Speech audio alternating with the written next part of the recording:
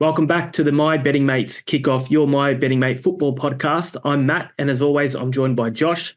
After a week off, we're back this week to once again dive into the A-League's latest developments before switching gears to discuss the Premier League. Welcome back, Josh. Morning, Matt. Yeah, good to be back. Had to take a week off there. Had a big house move going on, but good to be back and good to dive into the A League and the Premier League with yourself. So we'll get stuck in and we'll start with the A League and obviously Wellington Phoenix are probably one of the highlights of the season so far. They've extended their lead at the top. They've enjoyed a good 2-0 win over Western United. And just what a start for Giancarlo Italiano. I don't know what it is about Wellington, but it just seems to be such a happy proving ground for new managers in the A-League. Yeah, it's incredible. What a start he's made.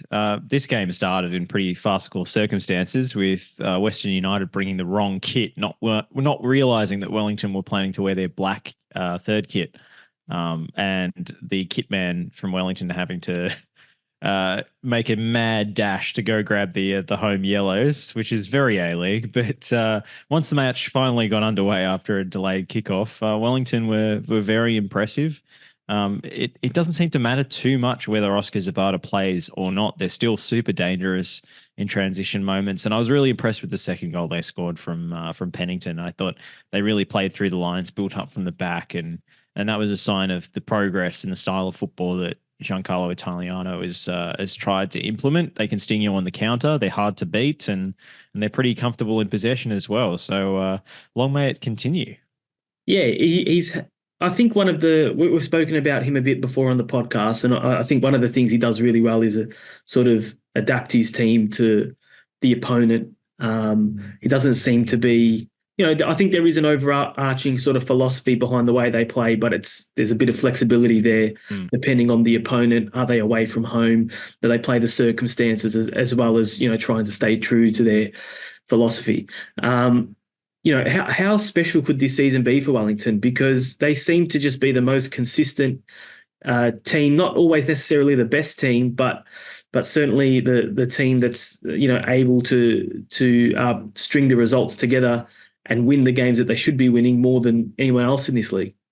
I think there's a particular circumstance this year of there not being really an outstanding team in the A-League. I think we've got a whole lot of upper mid-table teams sort of duking it out for the title, and there's not, that there's usually one or two clear title favorites, and we, sort of expect it to be City or Sydney every year now. And with those two teams both mired in kind of mid-table mediocrity, Sydney after a bad start and City going off the boil, which we'll get to.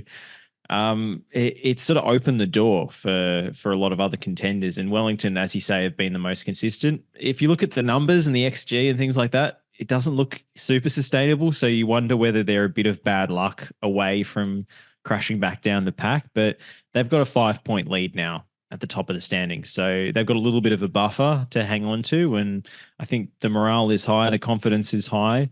I don't see why they can't get results from their next few fixtures. Macarthur, Perth away is going to be a tough trip, I suppose, but Perth have been suspect defensively, and then Adelaide at home, and Adelaide have been very underwhelming. So over the next 3 games or so, I think Wellington could conceivably pick up 7 points. Yeah. And what do you think it is about Wellington that seems to make them such a happy proving ground for new managers? I mean, we've seen, Rudin have a good start to managerial life there. We've had Tale, similar sort of thing. The grass hasn't always been greener for these guys when they've left. So, they've been like Tale's obviously still relatively new into the Sydney job. But, why is Wellington? Is it that there's maybe a lack of perceived pressure on the job? They can. There's a basically a whole nation of young players to look at as well. What do you think that is? Yeah, it's interesting. I think Wellington must be doing something off the pitch in terms of recruitment that has remained consistent through these coaches in order to have maintained the level of recent success that they have. I mean, they've never won the A-League, but they've over the last few years, it's been a massive improvement. So I think there must be stuff that they're doing off the pitch that it doesn't really matter who the coach is. As you say, maybe less pressure and scrutiny than at some of the other clubs that enables young coaches to cut their teeth. And I think in terms of Chiefy, as they all call him, he was much beloved assistant coach already. So he had that level of confidence, and they weren't expecting to be good this year. We talk about lack of expectations. They lost a lot of players. They lost their coach.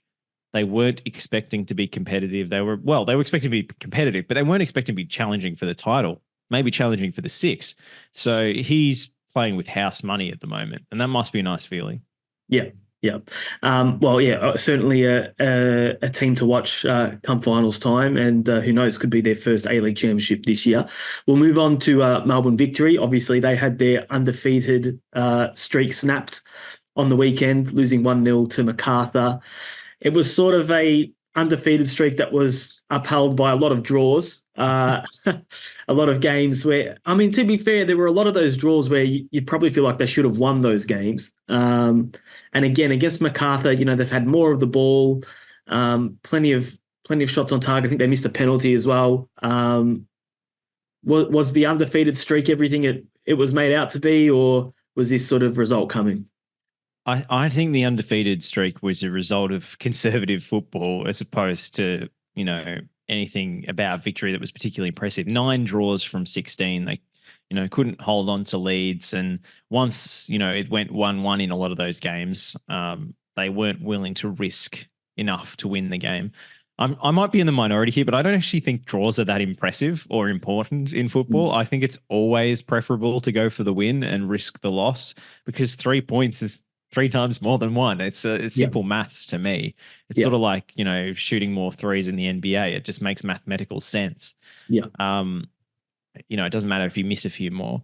So that would be my take on it. But Tony Popovich has a very different football philosophy to me. And yeah, I don't think they've been that impressive this season. They've had their moments. They had the early burst of form with Fornaroli in great scoring form, and they really missed him when he went to the Asian Cup, of course. But the form slide began before then. This match, I actually thought they were much better. Fornaroli back in the team. They had 30 shots, which is just ridiculous. And they weren't all pot shots from outside the box. They had great chances. And in this game, including the save penalty, but also just a string of outrageous saves from Philip Curto kept them out. So they were a bit unlucky in this game. I thought Macarthur were pretty mediocre and not great value for the points. Victory, some concerns there. Look, I think having Fornaroli back in the team and shouldering that attacking burden will help them a lot. But this kind of game and this kind of result at home, when you've completely dominated and come away with nothing, is not good for the confidence. They had 66% possession, which arguably is not the situation that Victory want to be in. I don't think they want the ball that much. No, they're not a team that's going to be, monopolizing possession and patiently probing for opportunities. They want to spring on the counter and, and maybe be 50-50. So this was not the ideal scenario, conceding an early goal and then having to lay siege to Macarthur and coming up against a, ridiculously informed goalkeeper. Look, it gave me a little bit of optimism in terms of, they looked much more potent up front with Fornaroli there. But still, I just don't think Victory have been that impressive this season. They were top of the table, but I thought it was a bit of a fugazi, really. Yeah. And the other team that's obviously catching the eye for all the wrong reasons is Melbourne City. Another horror weekend for them. 5 goals conceded in Brisbane. It's just, it's not the City we're used to. It's not the one we're accustomed to seeing. Still on paper, quite a good squad, but just really not coming together at all. Well, the good news is that they've beaten Brisbane Roar 9-6 on aggregate. So, but it's very rare that a team comes out looking for revenge and they actually get revenge at 5-1. Absolutely crazy. I loved Keegan Jelicic missing a complete sitter and then scoring an absolute bomb from outside the box. Like, he missed an open goal from 2 yards, but then scored an outrageous. That's the kind of player I'm into. I love that kind of stuff. But yeah, Ruben Zadkovic coming in and making an impact after Ben Kahn stepped away due to health issues. Next week, coming up against Perth Glory, the return of Ruben is just a very, very tasty game indeed. I can't wait to see the Kolakovsky v Zadkovic showdown. Yeah. I noticed that Kolakovsky got a yellow card 2 weeks ago, so he's suspended for last week and he's got a clean slate for this game. I'm not sure if that was intentional, but talking about City, which the question was actually about. Yeah. Yeah, this was a shocking collapse, really, and they don't look like they have a clear identity. No. Um, They're- Speaking about, I guess, Aurelia Vidmar coming in, he's not a CFG manager. He's a no. sort of stopgap. If you look at his Adelaide United sides, they never played kind of suffocating ball dominant football ever. Mm. So why he was considered the choice, I'm not sure. Whether he keeps the job, I don't think so, because now you've got Patrick Kisnorbo sitting in the stands, Yeah. So he'll probably be there at the derby. He'll be looming large in the background. And I think City, if Patrick Kisnorbo is still unemployed by the end of the season, why wouldn't City go back to him? Why wouldn't they try and roll it back again? Mm. Because clearly they're between two ideologies of football here, and their squad is built for one style, and their manager is trying to play another, and they seem completely demoralised by it. And without having, a fit Matt Leckie in the side, he came off the bench in this game, which is good, but he still hasn't been at his best. He papers over a lot of cracks, and they Yeah. haven't had that luxury this season. Yeah. No, it's certainly a interesting one to watch. We'll dive into next week's fixtures and we'll run through those. So Friday, it all kicks off with Western United taking on Newcastle Jets.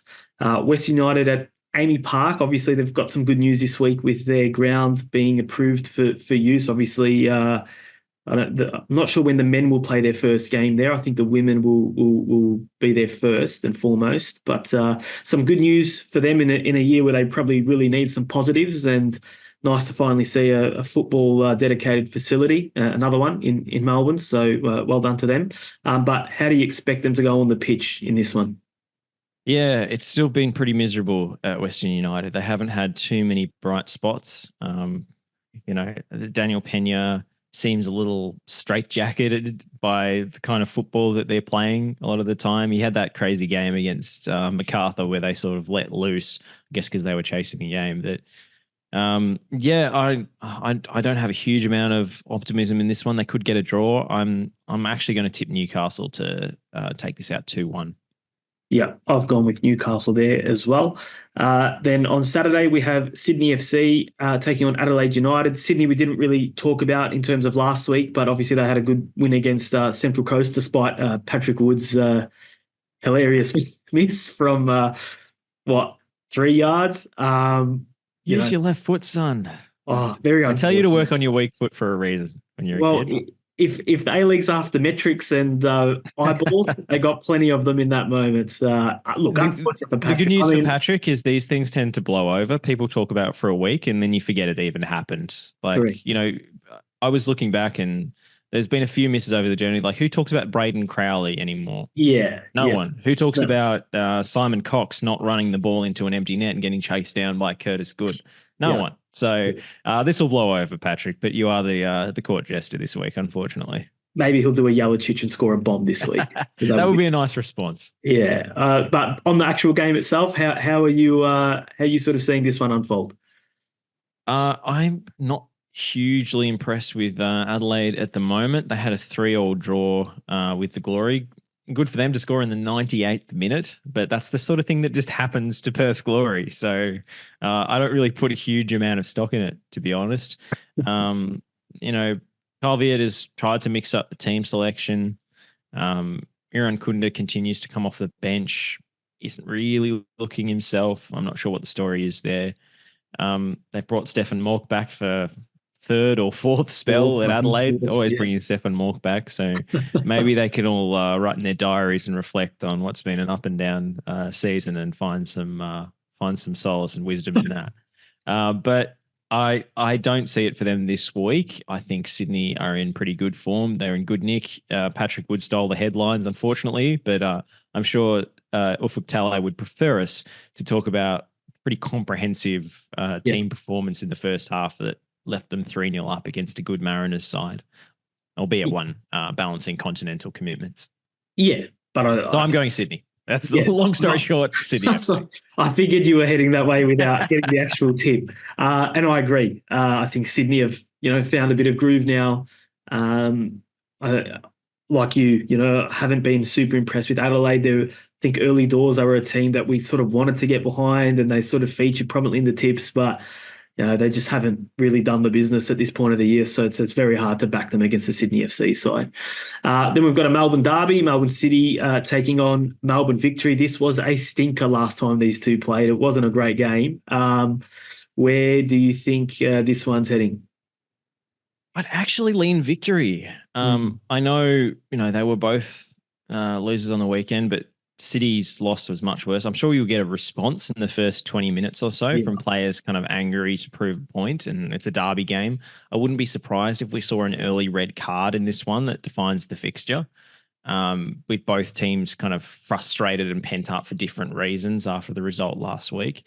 I'm going to lean Victory 1-0 just because I saw more in their performance against Macarthur in terms of, they should have scored 2 or 3 goals in that game and they didn't. So if they can take a chance, I think they can win this one. I'm getting Victory 1-0. Yeah, I think both coaches are almost like damage limitation at the moment. Victory haven't really won. Well, it could easily be another 0-0, couldn't it? Yeah. You can totally see it. It's sort of a Biscotto before the game saying, let's just knock it around. That's it. I think both coaches would almost be happy to not lose this one. Obviously, City do need a win to remain in the hunt for the 6. But yeah, I don't know. I'm not getting great vibes from this one. So I've tipped a draw there. Later on Saturday evening, Perth Glory take on Brisbane Roar, and as you've sort of alluded to, a very interesting fixture. A few storylines to pick out here. Where do you see? Who do you see taking the win in this one, if anyone? I have no idea. I think this game is impossible to predict. Can I take over 3.5 goals as my prediction for this game instead of the result? This has chaos ball written all over it, and I think you could be spot on. It could be 4-all. Yeah, it really could be. I mean, two teams that, Perth were so ordinary for so long this season, and not necessarily ordinary, but just couldn't get the results. And we were talking, about Stadgett's, win percentage a few weeks ago when they've sort of turned a corner. It's probably a little too late in terms of, a finals run. But, it really could go either way. I'll tip Perth on the home advantage and on the fact that Brisbane, can be red hot one week and then terrible the next. And, I think Perth might edge it. But, that's more of a gut feel than anything else. I think I'm going to go for the draw if I have to tip a result. But I just think goals are the order of the day. And if you only have time to watch one game this week, don't watch the derby. Watch this one instead. Yeah. Go out for dinner, get home, 9:45 kickoff if you're in Melbourne. Perfect. I love a late night Perth, nightcap. It's sort of they're always the best games. They're always the best games. And they're at a time, there's nothing else really on at that time. So you're always going to have time to sit down and watch it. All right, cool. So, and then we've got Central Coast Mariners taking on Western Sydney Wanderers. Obviously, Mariners had some midweek duties where they were triumphant in continental competition. Can they back that up against Western Sydney? Yeah, tough turnaround for them, but they were playing at home, so I don't think it should affect them too much. As Mark Jackson said, players like playing games, and I was like, yeah, well, that's pretty accurate. I guess they do. So, this is an interesting game, isn't it? I mean, Western Sydney have been so up and down. They're crying conspiracy about the league and about referees and things. I think the Mariners might win this. I'm going 2-1. Yeah. Yeah, we missed last week, so we didn't get to talk about all the rude and, conspiracy stuff. You sort of had 2 rants in a week and we missed both of them. So, interesting stuff there. I think I'm going to go a draw here. I'm just not – I know they're at home again, Mariners, but haven't shown a great – I think their worst parts of the season have been when they've been dealing with the continental stuff in the middle of the week. They don't seem to thrive on the 2 games in a week sort of scenario. So I'll tip a draw, and then we could get the ruling on Redan soon as well because his show cause notice has just expired. You have a week to respond apparently. So whether he's on the touchline remains to be seen. Yeah. We'll see how that one unfolds. I'll go a draw, and then we've got Macarthur taking on Wellington Phoenix on the Sunday.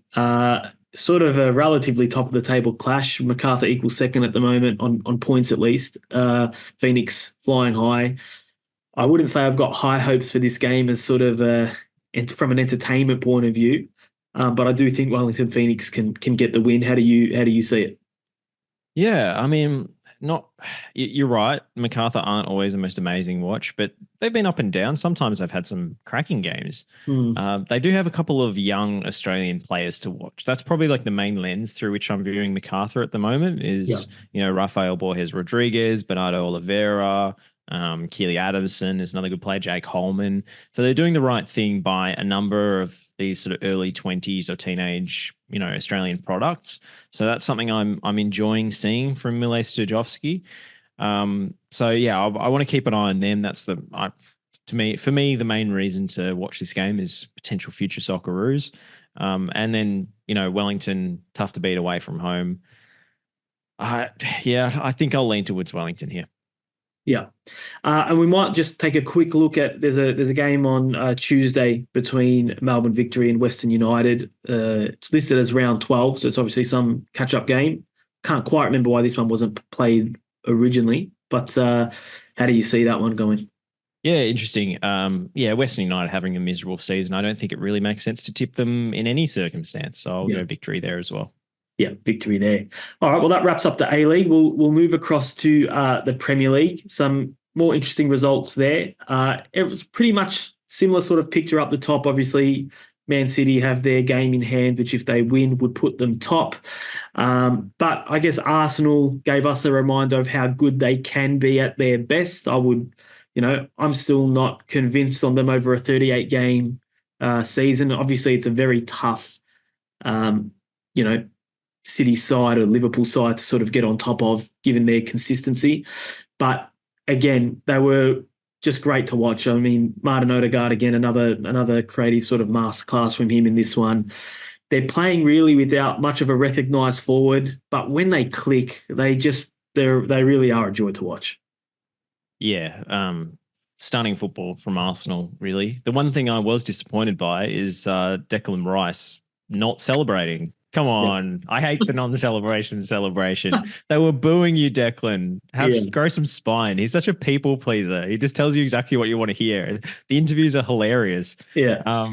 He played for Ireland, then he was like, oh, maybe I'll play for England. Like he just believes the last thing that was said to him. It's just ridiculous. But great footballer, great goal, and 6-0. What more can you say? I mean, David Moyes is playing a slightly outdated brand of football, but when they tried to evolve the style at West Ham, it went horribly, horribly wrong. So, given the results that he's got this season, and the players that he's brought in, Mohamed Kudus has been a great signing. I think this is just a blip on the radar for West Ham, but yeah, Arsenal very impressive. Can they catch up to the City machine? I'm not sure. Yeah. Well, they're level on points now. I mean, yeah, City game in hand, but yeah. I just wonder whether Arsenal have the staying power through March and April. That's the big question on them. I think, I went pretty hard on them a couple of weeks ago, and they've been bloody brilliant since, which is annoying. But something like pinned your comments to the dressing room wall. I'm sure they're avid watchers of the kickoff. But 16 goals in their first 4 Premier League games for 2024. They have goals from so many places. But yeah, I think they just seem to drop points when you least expect them to, and that's obviously their worst enemy at the moment. Over in the top 4 race, obviously, and a big result for Man United beating Aston Villa with another late McTominay goal. When are we building the McTominay statue? Mate, it's got to be soon. No player has won more points off his own foot or in McTominay's case, head. I think he's been responsible for something like 38% of Manchester United's points this season. There's some ridiculous stat. It's 12 points off his, winning goals essentially. So that is a pretty for a team. And he's negotiating a new contract. Yeah. So imagine how much they're going to overpay Scott McTominay after this. Well, yeah, they got good track record, and he's got plenty of ammunition in the negotiating room now. Framed as a very big win for United, obviously does keep some sort of kindling for their top 4 chances alive. But, it really does come down to who of Arsenal or Tottenham are going to drop anywhere near enough points for them to sort of sneak back in. and it relies on United continuing to get results. You know, even in that Villa game, they'll be kicking them. Villa that is will be kicking themselves that they didn't win that game. They had so many chances, and to credit, Andre Onana, a guy who's copped his fair share of slack, didn't have the best start to life at United. He came up with a series of incredible saves in this one, and even the goal that Villa eventually did score, he made a ridiculous save to keep out the first attempt. Um, I'm still not convinced on United's ability to actually bridge that gap. Where do you see it? There is no logic or reason to this Manchester United run of form. The last game they lost was last year on on New Year's Eve, which seems preposterous to say about this stupid, disconnected, illogical Manchester United team. They should not have won this game. Like, you talk about the saves Onana made, Douglas Luiz doing the kind of Alan Pardew shimmy after he scored and then missing a sitter. Like, exactly. there's no rhyme or reason. Just Man United fans, enjoy it while it lasts, because I don't think it's going to last. Yeah, I mean, look, at the end of the day, it's a nice run of form, but what's it going to mean in the grand scheme of things? I'm not sure. It's just another plot thread. It's another episode of the Manchester United kind of Netflix drama. This is the false dawn before the collapse. Yeah. Well, we'll see how the rest of the season pans out for them. I guess the positives for them have been some of their younger players shining. Kobbie Mainoo. Kobbie Mainoo is a footballer. That is found money. When you can get a kid like him come through your academy, that is absolutely amazing. And I'm glad he's getting the first team football he deserves, because, imagine if someone like Mourinho was still there, he would still be like putting him on the bench for no reason, even though he's the best midfielder that Manchester United have now, Fernandes and Casemiro included. Yeah. No, he's been incredible. And to be fair to him, he had a very good preseason. I think he suffered an injury in a preseason friendly against Arsenal that robbed him of, how different would their season have looked if he was playing consistently, maybe from round one. I'm not sure, but certainly an interesting one to watch. We'll dive into the games for the upcoming weekend. So we've got Brentford taking on Liverpool in the earlier kickoff. Liverpool, obviously, they've won 4 out of the last 5. It's hard to tip against them, even away from home. But realistically, a game that they have to win if they want to end the season as champions. Yeah, I think these are the sorts of games that you have to get results in. And Brentford, don't knock off the big teams that often these days. They tend to get their results against the mid-table, and that keeps them up there. It seemed like early in their Premier League tenure, they were getting a lot of big scalps. But it doesn't tend. I think people have, the big teams have sort of found them out now. They're better prepared for the style of football that Thomas Frank plays. Yeah. This game should be a good watch. I think it's two teams who attack and are quite pretty direct. But I think Liverpool will win. Yeah, they put up they lost 3-1 against Man City, but I thought they're always competitive. They always put up a good fight, but rarely do they actually pick off any of these big sides. Yeah. And Liverpool beat them 3-0 in November as well. Correct, yeah. So, so the last 2 losses were 3-1 against City, 3-2 against Tottenham. And again, in both games, they were quite entertaining. So, should be a good watch, as you say. But yeah, tipping Liverpool for the win there. Sorry, did you give me a tip on that one? Yeah, Liverpool for sure. Yeah, okay, great. Burnley taking on Arsenal. Again, I think a matter of which Arsenal turns up, but if it's anything like the Arsenal that rocked up at West Ham, hard to tip against them. Yeah, I don't think Burnley is like Sean Dyche's Burnley anymore. No. It's a very, very different Burnley. And possibly for Arsenal, it's a more appealing prospect to travel and play against a team that plays Vincent Kompany style football, as opposed to, your traditional view of Turf Moor. So, yeah, I think Arsenal will win. Kompany, interesting one there. He's really hung on to that job, hasn't he? I feel like Burnley would be the type of club that would have made a change by now, but... aren't they owned by like American venture capital now? So, I would have expected them to try and cling on to their Premier League status, but maybe they're happy to get the parachute payments and yo-yo back up next year, because they're one of those teams that's probably too good for the Championship, but not good enough for the Premier League. Yep. Fulham taking on Aston Villa. I think if we were tipping this a few weeks ago, it would be hard to go past Aston Villa, but a bit wobbly at the moment. Can Fulham get a win here? Yeah, possibly. Fulham is another team I struggle to kind of get a bead on. they're very up and down in terms of their form. There's a couple of really good players in that team that I'm kind of surprised that they've held on to even through January. Like João Palhinha, I think is way too good for that team. So if he has a good game, it's possible. But I think Villa will probably bounce back in this one. Yeah, I've gone Villa there. Then we've got Newcastle taking on Bournemouth. Again, probably hard to tip against Newcastle in this one. Yeah, I think so. I think they've got a bit more of a spring in their step these days. I think Anthony Gordon's playing really well. Kieran Trippier had that terrible form slump where he was responsible for seemingly every goal they conceded over that terrible run. But he seems to have, recovered slightly, and they're getting some players back from injury. So yeah, I think Newcastle will win. Then we've got Nottingham Forest taking on West Ham. I guess interesting one from the point of view that West Ham haven't won a game in their last 5. Nottingham one win out of their last 5, but that was the least recent game of those 5. How do we see this one panning out? I think it could be a draw. Yeah.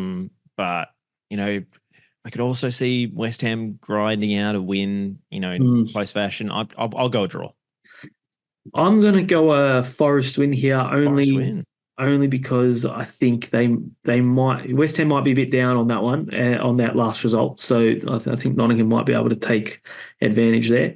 Tottenham taking on Wolves. Wolves, always perceived as this team that can, be a bit of a banana peel for anyone. How do you see them matching up with Tottenham though? Yeah, well, I mean, it was when did they last play Tottenham? I'm trying to look at the previous result. Wolves beat them, didn't they? In 2 goals in stoppage time. Yes. So that memory will still linger for Spurs. That was in the midst of the worst of the Spurs injury crisis, I suppose. Yeah. But a goal's in the 91st and 97th minutes to lose a game. You don't forget that quickly. And I think Spurs will be extra motivated, and they're playing at home. I think Spurs will win. Yeah, Spurs for me there as well. Manchester City taking on Chelsea, and surely no one's tipping Chelsea here. But Chelsea are a mid-table football team. Yeah, they're just persisting on their name at the moment rather than actual evidence. City will win this game for sure.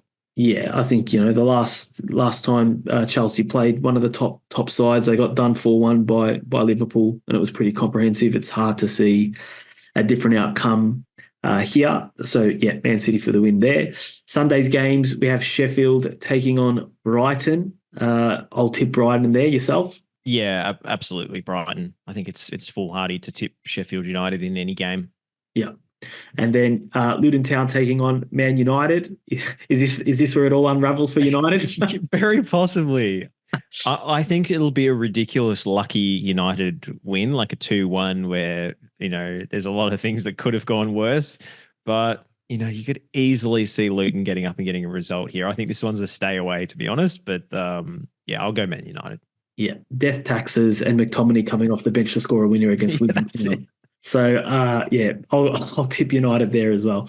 Then on Monday, we've got Monday morning for us, that is, Everton taking on Crystal Palace. I think that's Tuesday morning, is it not? 7 a.m. Tuesday?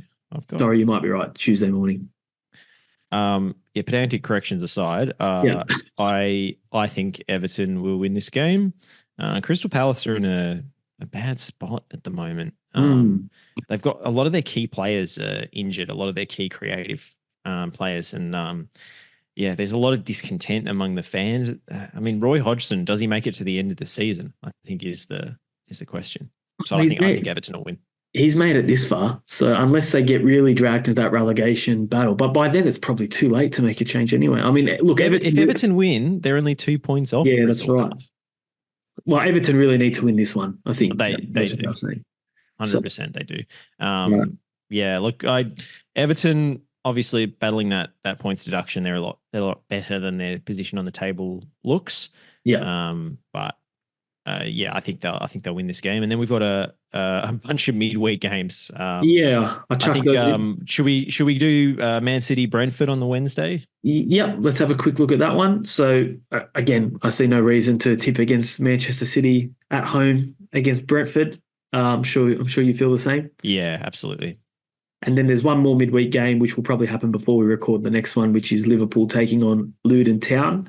And again, hard to see past Liverpool in that one. Yeah, I would struggle to tip Luton Town if they're not at home. The thing that gives me pause is they're playing Manchester United at home. And it is one of those old-fashioned small grounds. The crowd's kind of on top of you, kind of baying for blood. I love it. It feels like an FA Cup game. So yeah, I think Liverpool will win that one. I'm not so confident about Manchester United on the weekend, to be honest. I was reading some stat. Liverpool at home have, if you ignore the COVID season when there were no crowds, I think they're undefeated it's an absolutely incredible number of games.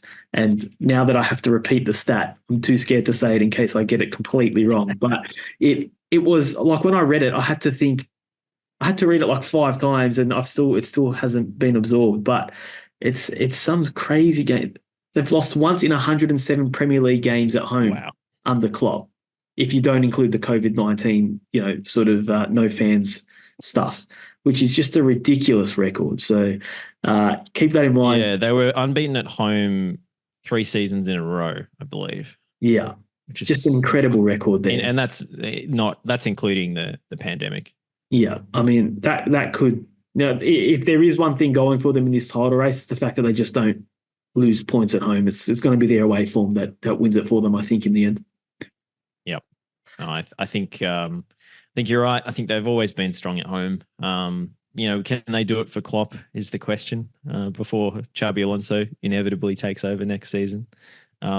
That's my one note before we go. Harry Kane moves to Bayern Munich, and then Bayer Leverkusen suddenly win the league. It's just ridiculous. I mean, it's just the Spurs curse, isn't it? It's so Spurs. Crazy. You'd think of all the clubs he could have gone to in world football, that's almost guaranteed. There's PSG and Bayern, and they'd at least win one trophy. But yeah, it might all end in tears for Harry Kane at the end of this season. Or I'm sure. And even if he's the top scorer, have you seen the trophy that they give to the top scorer in the Bundesliga? It's massive, isn't it? It's like this huge. Well, it's more the shape of it that I'm talking about. It looks like an Arsenal logo. It's a cannon. Yeah, so right. He'll probably have to keep it in the shed or something. He won't be able to have it in the house. Fantastic. All right, well, that wraps up this week's episode. So thanks again, Josh, for joining us. Always a pleasure, Matt. Great to be back. Make sure you head to My Betting Mates for our weekly A-Leagues and Premier League columns, the PR Pulse and A-League Alert. And we'll be back next week for more football talk. Bye for now.